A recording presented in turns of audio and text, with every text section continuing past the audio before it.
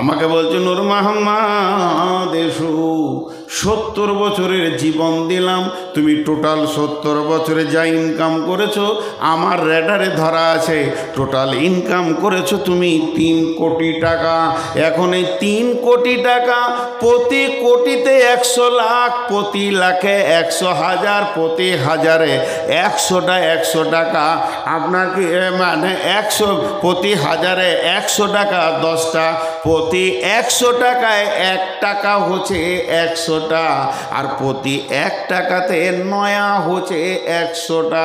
তুমি 1 নয়া, 2 নয়া, 3 নয়া, 4 নয়া, এমনি করে পূজাতে পূজাতে 3 কোটি টাকা আমাকে পুজিয়ে দাও। কোন পথে আয় করেছো আর কোন পথে তুমি ব্যয় করেছো? আয় যদি হারাম হয় তা ব্যয় আর যাবে না। আল্লাহ কথাটা বুঝাতে পারলাম? আপনাদের এদিকে পাম্প মেশিন আছে? পাম্প মেশিন আপনারা মুখ খুলেন না কেন? পাম্প মেশিনের 2টো পাইপ, একটা সেকশন আর একটা ডেলিভারি। সেকশনটা যদি পুকুরে থাকে তা ডেলিভারিতে কি কলের পানি বেরোবে? সেকশনটা যদি পায়খানার চেম্বারে থাকে ডেলিভারিতে আতর বেরোবে? তো যার ইনকাম হারাম তার দানও হারাম। তোমার ইনকামটাই যদি হারাম হয় আর তোমাকে ওদিকে, ওই জন্য বলি মসজিদ না থাক, মাটিতে নামাজ পড়েন, কিন্তু মাতালের টাকাই করিয়েন না, সুদখোরের টাকাই করিয়েন না। আল্লাহ মাতাল, সুদখোর, জুয়ারি, দাড়ি মারা বেঈমানের কথা বাদ দিয়েছে, স্বয়ং ইমানদারের কথা বলেছে। যদি জাকাত না দেয় তোর টাকা লিস না। বললাম কি আছে? ইন্নামা ইয়ামুরু মাসাজিদাল্লাহি মান আমানা বিল্লাহি ওয়াল ইয়াউমিল আখির ওয়া আকামাস সালাতা ওয়া আতাজ যাকাতা। মসজিদ বানাতে গেলেও জাকাত দেনেওয়ালা লোক হতে হবে, বেজাকাত হলে চলবে না। টাকা বেশি আছে জাকাত দেয় না, ওর টাকা লিস না। এই জন্য তো মসজিদে লোকও ঢুকছে না, রিয়াকশন নাই, মসজিদের যে টান সেটা চলে গেছে। মাটির মসজিদে নামাজ পড়া ভালো ঢালাইয়ের থেকে। মাতালরা যদি টাকা দিয়ে দেয় 4 কুইন্টাল রড, 6 কুইন্টাল, খালি মার্কেটে বলে বেড়ায় রডটা আমি দিয়ে দিলাম, আমার সাহেব রডটা আমি দিলাম। এ ঠাপ সহ্য করা কঠিন হয়ে যাবে। হ্যাঁ ভুল বলছি কে বললে? ওই জন্যে বলতে এখন আমাদেরও ইমান দুর্বল হয়ে গেছে, আমরা সব চিটিংবাজ মাল আর কি, যে বায়ান করছি মুনাফিকি হালাতে। আমরা যখন পড়তাম ইউপি ওই সাহারানপুর গিয়েছিলাম, তো দেওবন্দ মাদ্রাসাতে শ্রীদেবী নিজে গিয়েছিল টাকা দিতে। সেই যুগে 1 লক্ষ না 1.5 লক্ষ। তো মুফতি সাহেব বলেছিল তুই ভাগ এখান থেকে, মাদ্রাসার দরজা থেকে তুই ভাগ। অমিতাভ গিয়েছিল, কয়েকটা গিয়েছিল আর কি, নায়ক নায়িকা, 1-2 জন লয় গাড়ি হয়ে। দেওবন্দ মাসে টাকা দিয়ে বলছি তোরা ভাগ দিই কান থেকে, তোদের টাকার প্রয়োজন নাই। তো তাকওয়ার বুনিয়াদে মজা আলাদা। এরপরে আপনি খরচা করছেন, আল্লাহ ধরেন। আবার ওই উদাহরণ দিচ্ছি, বলবেন না যে এরকম হাদিস আছে বলেছিল, উদাহরণ দিচ্ছি। আল্লাহ বলছেন নূর মোহাম্মদ 17 তারিখে ফেব্রুয়ারি মাসে 2024 সালে শনিবার কি কি খরচা করলি রে সকালে বলতো? এবার ধরা পড়েছি। রব্বুল আলামিন 1000 টাকা নিয়ে হাটে গেলাম, সবজির হাটে।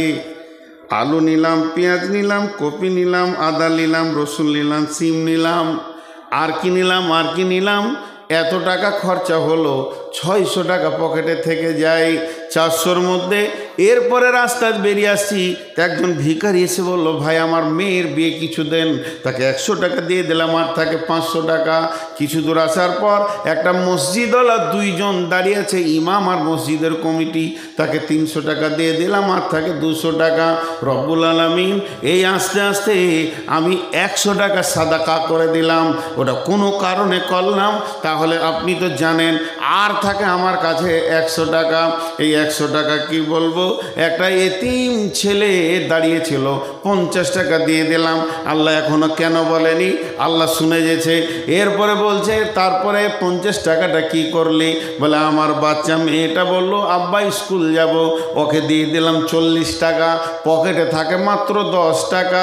এমন সময় আমার নাতনিটা এসে বলছে না না তোকে দিলাম 5 টাকা, যা চকলেট খাগা। আর থাকে 5 টাকা।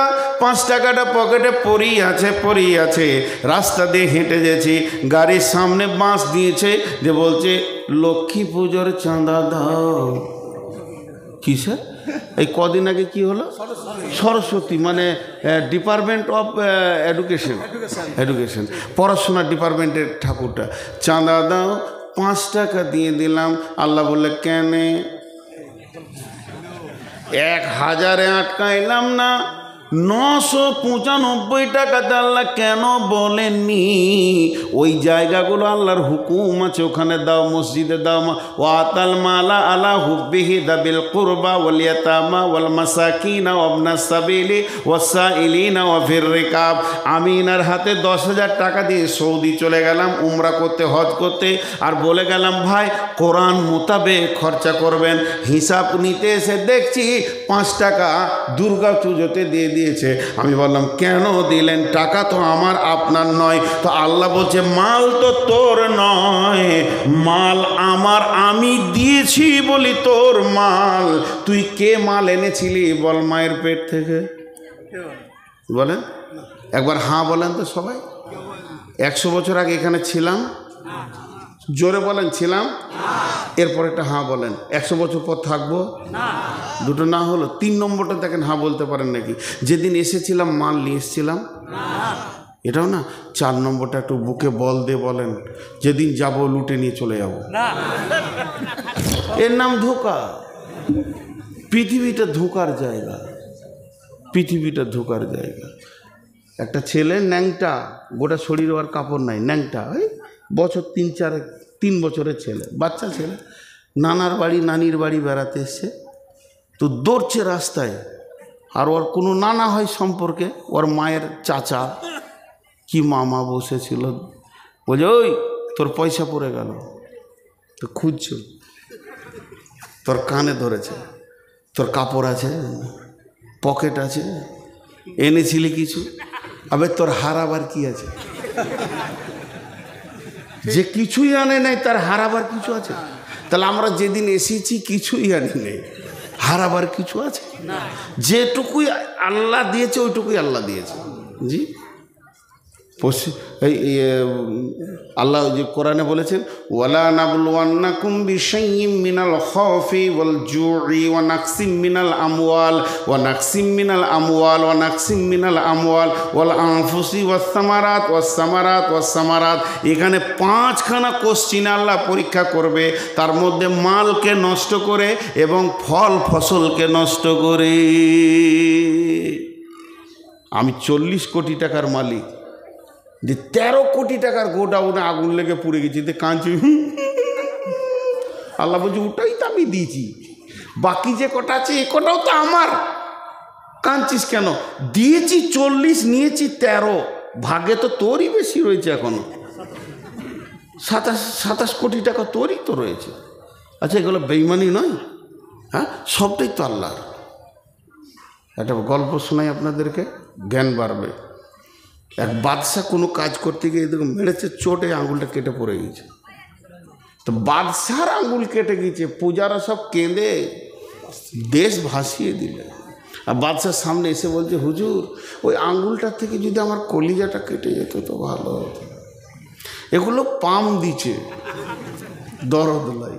মন্ত্রী ছিল না দেশে, বিদেশে গিয়েছিল কোনো বাণিজ্যে, মন্ত্রী ফিরে এসে ওর বিবির কাছে শুনেছে বাদশার আঙুল কেটে গেছে। সকালে উঠে গিয়ে বলছে, মন ভারী করে বসে আছে বাদশা, যে সবাই তো ইন্নালিল্লাহ বললো আর চোখের পানি ফেললো, এখন মন্ত্রী কি বলে দেখি। মন্ত্রী এসে বলছে ওস্তাদ হাতটা দেখি স্যার। মন্ত্রী বলছে আলহামদুলিল্লাহ।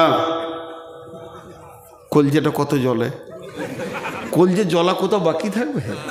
আলহামদুলিল্লাহ। সঙ্গে সঙ্গে বলছে, প্রহরী জেলখানার দরজাটা খুলো, বেঈমানকে ভরে দাও। আমার খায় আর আমার বিরুদ্ধে কথা বলে, আমার আঙুল কেটে গেছে আর বলছে আলহামদুলিল্লাহ, ওকে জেলে ভরে তালা মেরে দাও। ওকে জেলে ভরে তালা মেরে দেওয়া হলো। এবার বলছে আমি একটু আসি, একটু শিকার টিকার করে আসি, হরিণ টরিণ, তারপরে বেঈমানকে উচিত শিক্ষা দিব। কেমন করে ও আলহামদুলিল্লাহ বলেছে? হরিণ শিকার করতে গিয়ে জঙ্গলের ভিতরে রাস্তা ভুলে নাগাল্যান্ডে চলে গেছে। নাগাল্যান্ড বুঝেন তো, মানুষে মানুষ খায় ভারতবর্ষে, ওখানে চলে গেছে। ওখানকার জাতিরা ঘিরে ধরেছে, সুন্দর এত টুকটুকে মাল পেয়েছি, মালটা ভালো হবে, বিরিয়ানি খুব সুন্দর জমে যাবে। ওকে টেনে নিয়ে গিয়ে ঘরে ঘরে তালা মেরে দিয়েছে। সন্ধ্যার সময় বসে হিসাব করছে, মাংস কে কতটা নিবি, কেউ বলছে মাথা নিব, কেউ বলছে ঠ্যাং নিব। এবার বাদশাহ বলছে আর বাড়ি ফেরা হলো না, কাল সকালে তো আমাকে পিস পিস করে কেটে খেয়ে নেবে। টেনশন আর চিন্তা, টেনশন আর চিন্তা। সকাল হলো, তাকে তালা থেকে বের করে পেছন দিকে হাত বেঁধে ঠাকুর থানে নিয়ে যাওয়া হচ্ছে। রাবণের পূজা করে ওরা। এবার ওকে কাটবে, কেটে পিস বানাবে। বাদশার জান মুখ সব শুকিয়ে গেছে। যখন পেছন দিকে হাতটা বাঁধতে গেছে, দেখছে একটা আঙুল কাটা। তখন এবার বলছে পুরোহিতকে ডাক, আজ কি বার রে? শনিবার। আঙুল যে কাটা রে? পুরোহিত হাত চালাইছে, খবরদার মারিস না, বংশ ধ্বংস হয়ে যাবে, যেখান থেকে এনেছিস ওইখানে দিয়ে আসবা। বাদশাকে দিয়ে চলে গেল। যেই বাদশাকে দিয়ে চলে গেল, বাদশাহ সকালে দৌড়ে এসে ঘোড়া থেকে নেমে বলছে তাড়াতাড়ি জেলখানার গেটটা খুলে দে। ওরে ওই আঙুল কাটা ছিল বলি জানে বেঁচেছি রে ভাই, তুই বলেছিস আলহামদুলিল্লাহ, তোরটাই ঠিক আছে রে, তুই বলেছিস আলহামদুলিল্লাহ।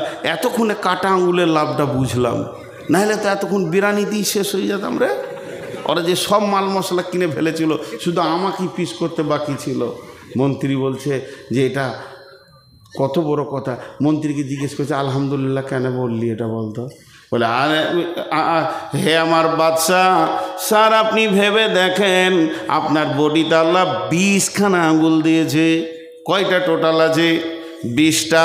নিয়েছেন আল্লাহ একটা, দিয়েছেন আল্লাহ আপনাকে 19টা। তা আমি হিসাব করে দেখলাম আল্লাহ আপনাকে বেশি দিয়েছেন কম নিয়েছেন, এর জন্যে বললাম আলহামদুলিল্লাহ। জি।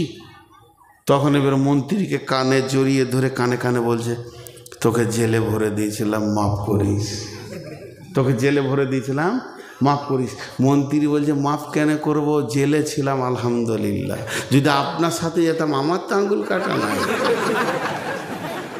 আমার তো আর ফিরা হতো না, তাই জেলটা আমার জন্য আলহামদুলিল্লাহ।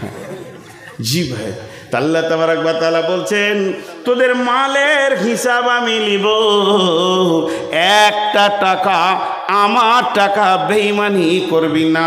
আর আল্লাহ তাবারক ওয়া তাআলা রাসূল বলছেন, এটা তো একদিকে গেল, আর একদিকে একটা নিয়ে আসেন। বিসমিল্লাহির রহমানির রহিম, মান কাতা মিরাসা ওয়ারিসিহি কাতা আল্লাহু মিরাসাহু ইয়াউমাল কিয়ামাতি ফিল জান্নাহ। বিশ্বনবী বলছেন কেউ যদি মালের বেঈমানি করে, ছোট ছেলেকে লিখে দেয়, বেটাদেরকে লিখে দেয়, মেয়েকে ফাঁকি দেয়, বড় ছেলেকে ফাঁকি দেয়, এই যে মালের ওয়ারিসকে গোলমাল করে, আল্লাহ তার জান্নাতকে কেটে ওকে দিয়ে দেবে।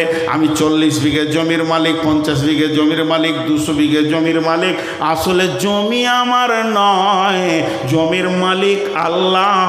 আর আমার ওরসে আমার বিবির পেটে কটা হবে, আর সেই জমির ভাগ কে কে নেবে, এটা আল্লাহ করে দিয়েছে। অতএব আল্লাহর কলমের বাইরে আমাদের কলম চালানো যাবে না। আপনাদের নলহাটিতে এরকম আছে, জমি লেখালেখি নাই, ফাঁকি মেরে দিয়ে লিখে দিলে, হজ করার আগেই আবার দিছে। এ যে কি ডেঞ্জার হাজি পৌঁছাইছে ওখানে। সে আগেই লিখে দিয়েছে। দেখেন, হায় আল্লাহ, বড় বড় আলেমদেরকে জিজ্ঞেস করবেন, কিছু আলেমের ফতোয়া যে এরা জীবিত জাহান্নামী, খালি যদিন শ্বাস লিছে দুনিয়াতে, মরবে তো জাহান্নামে যাবে। তার মানে ও কি বলেছে জানেন? ও বলতে চাইছে আল্লাহ আপনার বুদ্ধি শুদ্ধি কম, আমার ব্রেনটাই ঠিক আছে, আমি যেটা করছি এটাই ঠিক।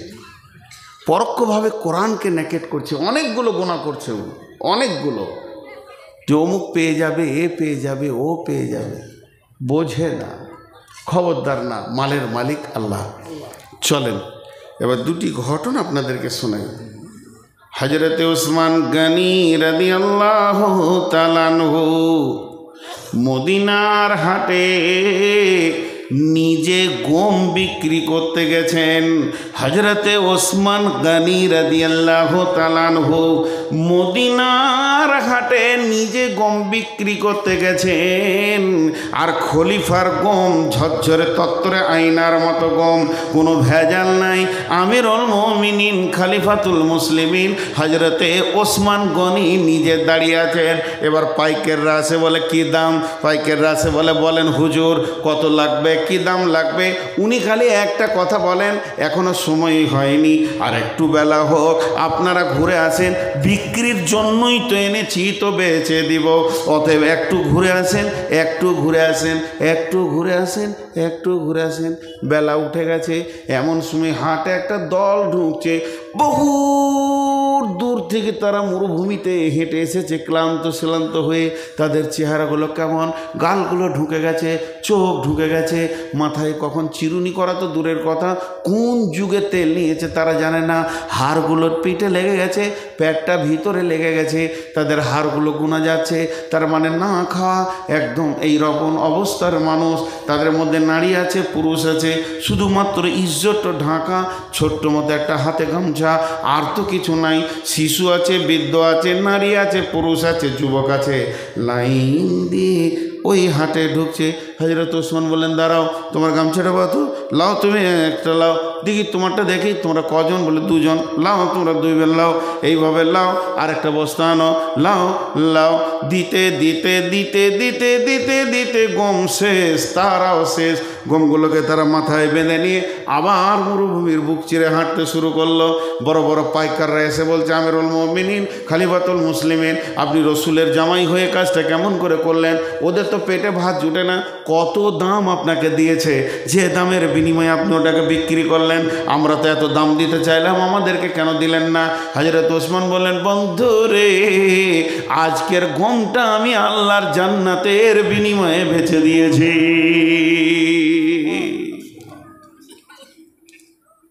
এখন যদি মাদ্রাসার জন্য টাকা নিতে হয়, তাদেরকে পাম্প দিতে হচ্ছে, পাম দিতে হচ্ছে, টাকা দে, আবার সুর করে বলতে হচ্ছে। সুর করে না বললে তো খালারা 1 টাকা দিবে না, ওর কলজে ঠান্ডা করার মতো বলতে হচ্ছে। আর আমাদের এই কি আউয়াল ভাই দুদিকে থু উড়ে যেছে, এমনি মোটা মানুষ, ঘেমে কল কল করে, এই টাকার পাহাড়, লাখে লাখে ঝাঁকে ঝাঁকে কাটে হাজারো হাজার, শেষকালে গুনে দেখে 3 কোটি খালি 10 টাকা লো। এই হয়ে গেছে আমাদের আদায়ের সিস্টেম। জি, আদায়ের সিস্টেম। আদায় 2-3 জায়গা খুব ভালো দেখেছি, দুটো না বললে জ্ঞান বাড়ে না। কলকাতায় বজবজে একটা জালসায় গিয়েছিলাম, 10,000 লোক, সেই রকম ডেকোরেটেশন, কত লক্ষ লেগেছে জানি না, সেই রকম মাইক সাউন্ড, 3 জন বক্তা আছে, আমি শওকত সোহরাওয়ার আমি। তো হেড মৌলানা আমার কানে এসে বলছে, কালেকশন করবেন আপনি, মাঝে দিয়েছি, 15 মিনিটের বেশি কালেকশন করিয়েন না, তাহলে এরা রেগে যাবে। সব শিক্ষিত মানুষ, কলকাতার ব্যবসায়ী। 15 মিনিটের টোটাল কালেকশন হলো আর 3,500 না 4,000, 1,000, 500, 100, 200। তাই আমি বলছি, কী হবে রে, মাসে চলবে কী করে এত বড় মাদ্রাসা? খেতে মন দিয়েছে না, আমাকে সরাসরি শওকত সাহেবকে নিয়ে গেলেন, চলো চলো খেলেন। তো হেড মৌলানার মনে কোনো টেনশন নেই, হাসছে ঘুরছে, মানে কী ব্যাপার? খাওয়ার খেয়ে থাকতে না পেরে হেড মৌলানাকে বলছি, ভাই এই 2,5-3 হাজার টাকায় মাসা চলবে? বলছেন না, আমাদের নগদ কালেকশন হয়েছে 36 লক্ষ টাকা, আর বাকি তো আছে আরও 20-50 লাখ। এটা বাচ্চা ছেলেরা দিয়েছে একটা, বাস। ওদের সিস্টেম কি, তোমার ঘরে যখন শালির বিয়ের কার্ড আসে, শালার বিয়ের কার্ড আসে, বন্ধুর বিয়ের কার্ড আছে, তোমার বিবেকের চেতনা হয় যে কি দিব না দিব, তুমি রেডি হও। আর মাদ্রাসার জালসার কাগজ পৌঁছে তোমার বিবেক নাই যে ওখানে আমি 200 টাকা 500 টাকা দিব। তো যেদিন জালসার ডেট তার 3 দিন আগে পর্যন্ত এলাকার লোক সব টাকা নিজে এসে মাসে দিয়ে চলে গেছে। বলছে খালি বসে থাকতে হয় দুটো মৌলবীকে, ওরা চেক নেবে আর কি, 5000 একটা চেক দিয়ে দিল। হ্যাঁ হ্যাঁ হ্যাঁ হ্যাঁ, তো কি সুন্দর সিস্টেম। আর আমাদের শক্তিগড় এখানে আমরাই বলে একটা গ্রাম আছে, 150 লোক বসে আছে, আর ইমাম সাহেব খালি আমাকে খোঁজে মসজিদটা গোটা করতে হবে। আর 15 বছর আগে তখন ইঞ্জিনিয়ার বলে গেছে 7.5 লক্ষ টাকা লাগবে, অন্তত 10 লাখ টাকা করেন। আচ্ছা 150 লোকে 10 লাখ কালেকশন হবে? জানটা জ্বলে যেতে। আর ইমাম সাহেব বলছে আপনি উঠে যেন না হবে। তো যাক, ওই গাঁয়ে বাস করার আইডিয়া আছে। একটা যুবক উঠে বলছে আমাদের গাঁয়ে 7খানা বংশ আছে, তো যদি 10 লাখ লাগে তো 7 ভাগের 1 ভাগ আমি দিয়ে দেবো। হয়ে গেল। আর একজন উঠে বলছে হুজুর মাইক ছেড়ে দেন, ও ইট যা লাগবে আমার, শুরু থেকে শেষ। মিস্ত্রি বলবো আর ইট লাগবে না, সেই দিন ইট বন্ধ হবে। একজন বলল বালি আমার, একজন বলল সিমেন্ট আমার, একজন বলল পাথর আমার, একজন বলল রড আমার, একজন বলল ফার্নিচার আমার, একজন বলল মার্বেল আমার, একজন বলল মিস্ত্রি আমার, একজন বলল লিভার আমার। মসজিদে যা ছিল রং পর্যন্ত হয়ে গেল। ইমাম সাহেব বলছে এবার ছেড়ে দিই, শেষ দোয়া করে। বলছে না, আর একটা মাল আছে। ওকে ধরে আনতে গিয়েছে, ও আসে না এখন। তারপর চলে এলো। আমি বললাম ভাই আপনার অপেক্ষায় আমাকে ইমাম সাহেব বসিয়ে রেখেছে, এত লেট করে। বলছে আচ্ছা ঠিক আছে, ওই যে মালটা দিবে বলেছে ওই টাকাগুলো নিয়ে মসজিদের নামে ব্যাংকে ভরে দেন, কাল থেকে মসজিদটা গোটাই আমার আছে। এদের জন্য বায়ানো হয় নাই, সুর করে দিতে হয় না, পাম দিতে হচ্ছে আমাদেরকে। হ্যাঁ, কিন্তু বিয়ে দেওয়ার পর শ্বশুর বাড়ি কবে যেতে হবে এটা বলতে হচ্ছে না, মেরে দিচ্ছে তো।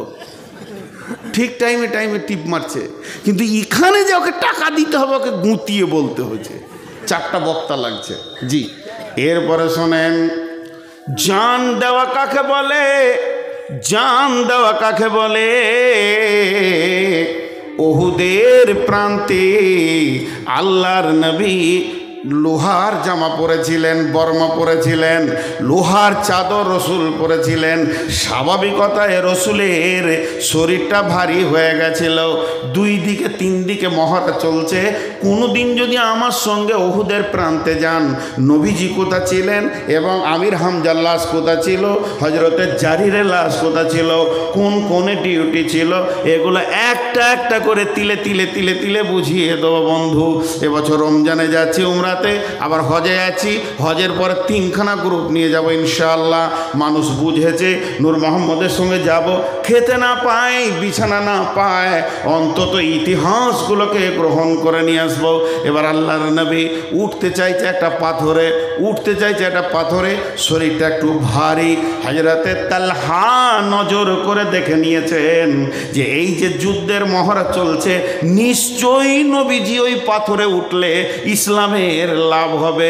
তো নবীজি উঠতে পারছেন, একটা সিঁড়ি দরকার, তা তাড়াতাড়ি করে একটা পাথর এনে পায়ে দিলেন। জিন না, হযরতে তালহা লম্বা হয়ে শুয়ে পড়লেন, দিয়ে বললেন ইয়া রাসূলুল্লাহ আপনি আমার বুকে পা রেখে উঠে যান, আমার বুকে পা রাখেন। জি, একটা লোক খালি বলতো এ আল্লাহ আমি যদি সাহাবী হতাম রসুলের খিদমত করতাম, এ আল্লাহ আমি সাহাবী হলে রসুলের খিদমত করতাম। 20 বছর ধরে খালি কাঁদছে, কত রসুলকে ভালোবাসে। একদিন রসুলকে স্বপ্নে দেখছেন, এটা গল্প বলছি, এবার কালকে বলবেন না যে বুখারী। একটু উদাহরণ দিচ্ছি, এই হাদিসটার, তালহার হাদিসটার উদাহরণ দিচ্ছি। ও রাতে স্বপ্ন দেখছে যে রাসূলুল্লাহ সাল্লাল্লাহু আলাইহি ওয়াসাল্লামের সঙ্গে একটা গাড়িতে চেপে কোথায় যাচ্ছে, সব সাহাবীরাও আছে, ও ওর কপালে জুটে গিয়েছে। যে দেখছে এক জায়গায় রাস্তাটা কাটা, তো 4টা তো ওখানে বসে যাবে। ও আগে লাফ মেরেছে, আজকে সুযোগ পেয়েছি খিদমত করব, মারলো দৌড় ইট খুঁজতে, কোথায় ইট পাবো এখানে দিয়ে দেবো, 4টা পেরিয়ে যাবে। ইট নিয়ে যখন ওখানে আসছে তখন দেখছি 2জন সাহাবী নিজে শুয়ে গিয়েছে, গাড়িটা পেরিয়ে গেল। হবে না, ওদের সাথে আমাদের তুলনা করা যাবে না। তালহা তো একটা পাথর খুঁজতে যেতে পারতেন, কিন্তু নিজে শুয়ে গেলেন। যখনই নিজে শুয়ে গেলেন আল্লাহর নবী তালহার বুকে পাটা রাখলেন আর জবান দিয়ে কি বললেন? নবীজি বললেন, তালহা রে, তুমি নিজের জন্য জান্নাতকে ওয়াজিব করে নিলে। তারা জানতো, যারা গাড়ি চালাতে জানেন, অন্তত মোটর সাইকেল হোক, চার চাকা হোক, গাড়ি বলে আমাকে এখন ডবল গিয়ার দাও, 3 গিয়ার দাও, 4 গিয়ার দাও, টপে দাও, বলে গাড়ি। ড্রাইভার বুঝে নেই এখন গাড়ি কোন গিয়ারটা চাইছে। ড্রাইভার বুঝে কি বুঝে না? তো সাহাবীরা ছিলেন ড্রাইভার, তারা বুঝে নিত যে এখন কি চাইছে। রাসূলুল্লাহ সাল্লাল্লাহু আলাইহি ওয়াসাল্লাম যে গর্তে ঢুকেছিলেন, এখন সেই গর্তটাকে বন্ধ করে দিয়েছে সরকার, যেতে দেয় না। ওই গর্তে আমি ঢুকেছি, যে গর্তে তালহা রসুলকে রেখে 180টা তীর খেয়েছিলেন। এত সুন্দর গর্তটা। আমি ঢুকেছি, আমার বিবি ঢুকেছে, আমার মেয়ে ঢুকেছে। ওই গর্তের সামনে যখন গেলাম মনে পড়ল কাফের বেঈমানেরা তীর রেডি করেছেন, রসুলকে পৃথিবীর বুক থেকে সরিয়ে দেবে। বেঈমান, তোরা কি পারবি আল্লাহ না বললে? সমস্তটা গাইড করছেন আল্লাহ। এমন সময় তালহা দেখে নিয়েছেন ওই দিক থেকে অজস্র তীর রসুলের দিকে আসতে রয়েছে। নবীজিকে পেছন দিকে ঠেলে দিয়ে গর্তে ভরে নিয়ে পাহাড়ের প্রাদদেশে গর্তের মুখে তালহা দাঁড়িয়ে গেলেন। 2টা বাজুতে রসুলের গায়ে যেন তীর না লাগে। তালহা বলছেন, রাসূলুল্লাহ খবরদার বের হবেন না, আপনি ওই জায়গায় থেকে যান, আপনি হিফাজতে থেকে যান। এবং 2 জায়গায় তীর, 180খানা তীর খেলে।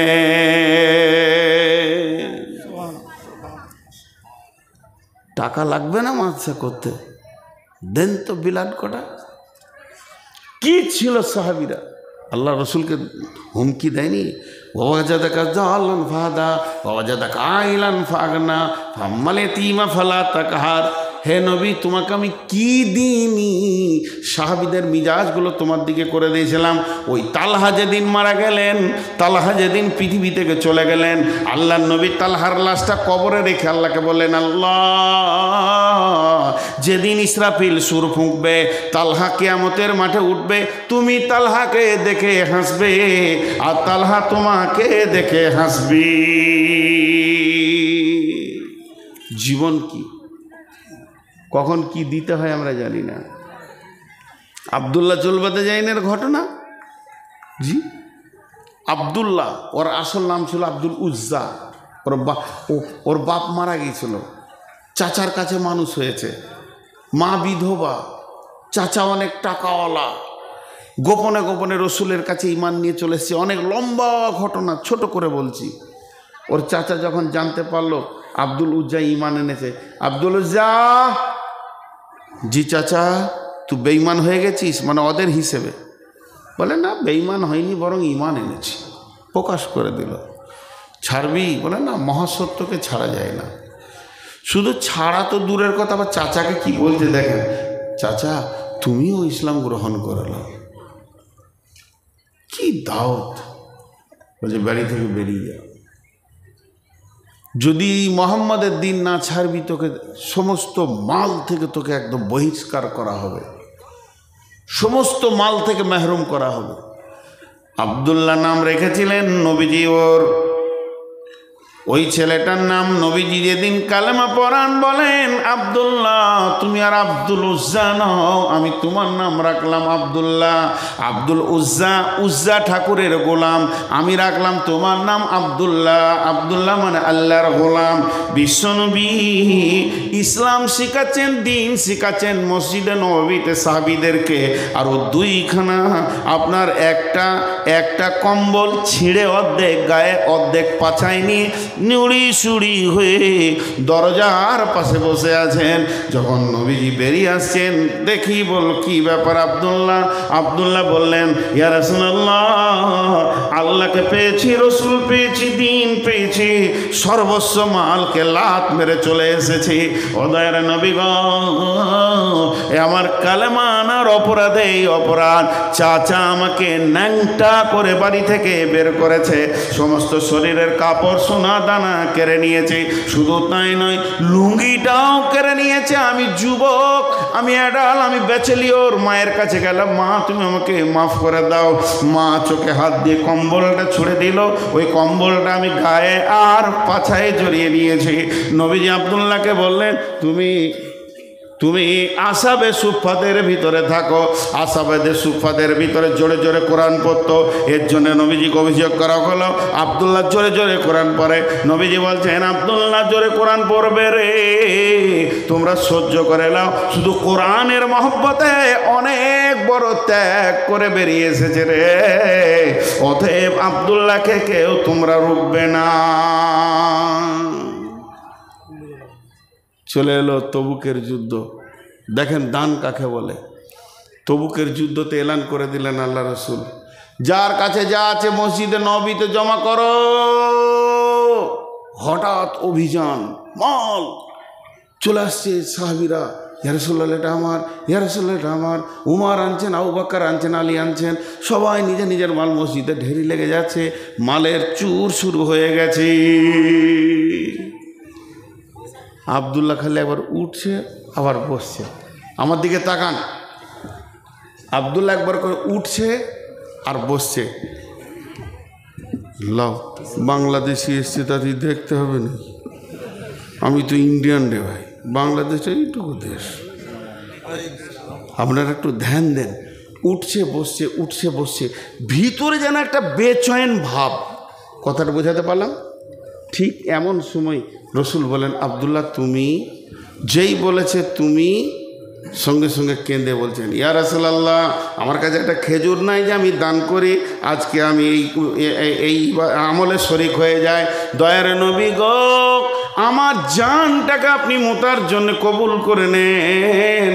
আব্দুল্লাহকে নবীজি বললেন, চলো তুমি কবুল হয়ে গেছো। যখন আব্দুল্লাহ মোতার জন্য বেরিয়ে যাচ্ছেন, বিশ্বনবী বললেন, আল্লাহ আমি আব্দুল্লাহর রক্তকে বেঈমানদের জন্য হারাম করে দিলাম। এই কথা যখনই বললেন তো আব্দুল্লাহ ডুকরে কেঁদে উঠলেন, ও দয়ার নবী গো, আমাকে রক্ত কেন আপনি হারাম করলেন? আমি তো শহীদ হওয়ার আকাঙ্ক্ষায় যাচ্ছি। লম্বা ঘটনা। এই আব্দুল্লাহ খোলা আকাশের নিচে কয়েকদিন মহড়া করেছিল যোদ্ধার, তার জন্য তার জ্বর হয়ে গেছিল। জ্বরে আক্রান্ত হয়ে যখন মারা গেল, ওই লাশ আনা হলো এবং বিশ্বনবী জানাজা পড়লেন। বিশ্বনবী আব্দুল্লাহর লাশকে কবরে রাখলেন এবং আল্লাহকে বললেন, আল্লাহ আমি আব্দুল্লাহর উপরে খুশি আছি, তুমিও খুশি হয়ে যাও। 5 মিনিটের বেশি থাকবো না। কেউ আছেন 10,000 দিবেন? মাইকে নাম প্রচার করব না। কেউ আছেন 10,000 5,000 দিবেন? আল্লাহর জন্য দেবেন। যে দেশেরই হোক, যিনি আমার পরে বক্তা, উনি আজকে আমাদের জন্য অনেক সম্মানী, কারণ বিদেশি মেহমান। আর আমরা যত বড়ই হই না কেন ঘরের মানুষ, বিধায় মেহমানকে সম্মান দেওয়া এটা রসুলের সুন্নত এবং আল্লাহর হুকুম। কেউ আছেন আল্লাহর গোলাম? একজনও নেই? ইন্নালিল্লাহ। কয় টাকা? কত? 3,000। দেখেন ছেলে মানুষ তাই 3,000 দিচ্ছে। হ্যাঁ, এক জায়গায় কালেকশন করছিলাম, আর লোক উঠতে শুরু করেছে আর কি। আল্লাহ ঘর যায় না, হাসপাতাল পাঠিয়ে দেওয়া হয়।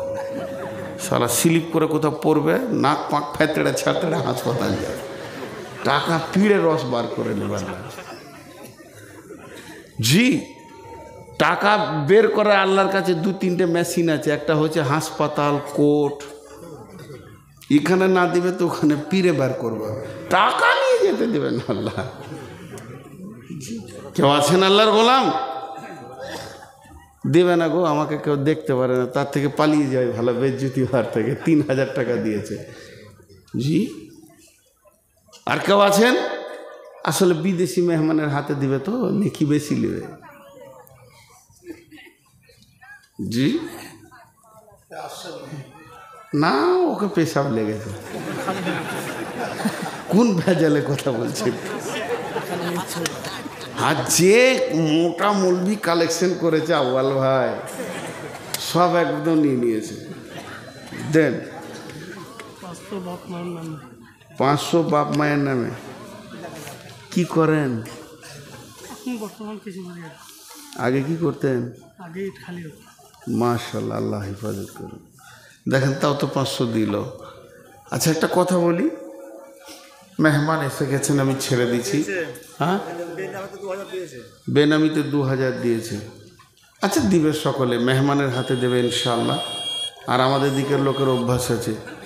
জি জি, তো হায়াত বাকি, তো মোলাকাত বাকি। শুধু একটাই কথা খেয়াল রাখবেন, জান আর মালের হিসাব লাগবে কিয়ামতের মাঠে।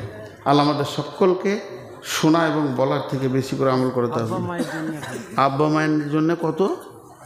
হ্যাঁ, শোনো, তোমার কাছে 8 টাকা নাই? কত আছে শোনা? 2-3 হাজার আছে। তা আর 1000 দেওয়া যাবে না? 500? তুমি তো খুব ছেলে ভালো, তো আরেকবার চাইবো। ওই 100 টাকাটা দাও। আচ্ছা ঠিক আছে, দোয়া করো, ছেলে খুব ভালো। আসসালামু আলাইকুম।